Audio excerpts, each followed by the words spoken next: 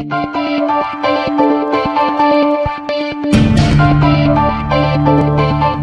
and welcome to the Spirited Debate. I'm Lauren Green. Well, today is the start of Passover, the Jewish high holy period that celebrates the Jews' exodus from slavery in Egypt.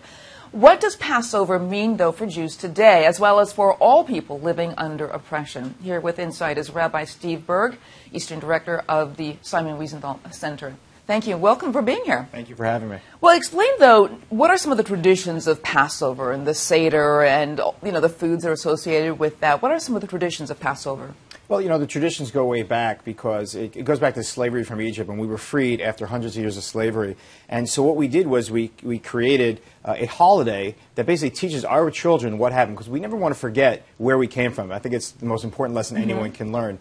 So you have many traditions at the Seder. For example, we'll have the 3 matzahs, right? They're the flat breads that we use. The reason we use that because in slavery, they didn't have the time to let the bread rise, or that was rich man's bread. So this is what they call poor man's bread. This is just the crackers that people would eat in slavery. So we want to remember that. We eat bitter herbs to remember the bitterness that we had there. We have a mixture called haroses, which looks like the cement that, we literally, the Jews built the pyramids. That was what we did in slavery.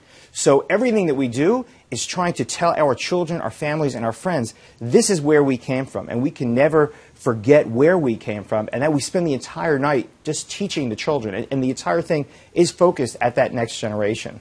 The idea of Passover, though, a lot of people think it's like an ancient tradition that's being celebrated, but how do you bring it into the 21st century? What are the traditions of Passover and the meaning of Passover that people can glean today?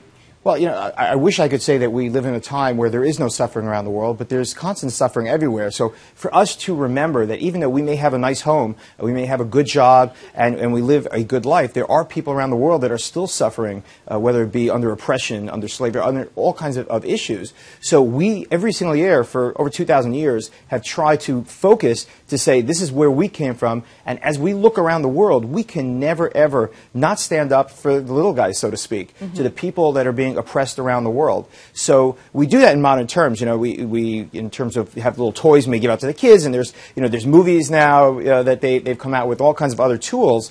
But in essence, we really want to remember so that we never forget where we came from and how we must help everyone out there. President Obama actually has celebrated Passover, has a Seder dinner, and he did something really unique there. Yeah, a good friend of mine, Jared Bernstein, who's a Jewish liaison at the White House, he told me, he sat at the Seder, and he told me that the most moving, spirited moment was when the president read from the Emancipation Proclamation. Here we are, the Jewish people, celebrating our freedom from slavery 2,000 years ago. Less than 200 years ago, the African-American community was freed from slavery and fought that long, hard battle, with many Jews helping them along the way. And to have our first African-American president sitting at a Seder and reading the Emancipation Proclamation as an American, I get choked up just talking about it. It's just an amazing connection. Now, you mentioned African-Americans, but also the Christians are celebrating Easter around the same time, and Good Friday and Passover actually are a rare moment. They're actually coinciding on the same day. But Passover and Easter normally kind of intermingle, and a lot of people may not understand why. Can you explain why? Well, Christianity dates back to Judaism. In fact, it came as an outburst from Judaism. So there are many similarities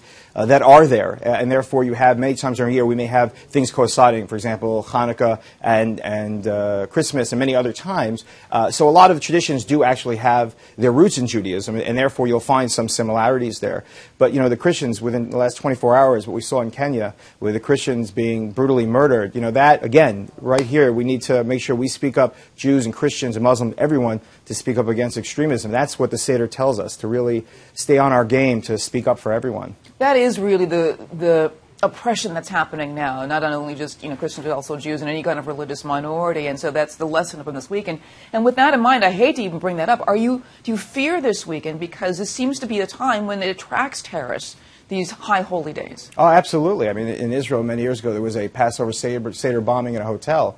We get very nervous. Anytime that we're gathered together, there are people that have issues with us. And it goes, again, for all the members of the different religions. And I think that's where different religions, people should come together. The moderates need to come together to say that we're not going to stand up for it. Whether it's the Christians, the Muslims, or the Jews, or anyone, we need to speak out. So yes, we are nervous. I can say, though, that Department of Homeland Security, NYPD, all the different law enforcement in this country certainly are amazing and vigilant, and really, anytime we have a holiday, they are behind us, but we're always a little nervous. Rabbi, what is your prayer for this weekend?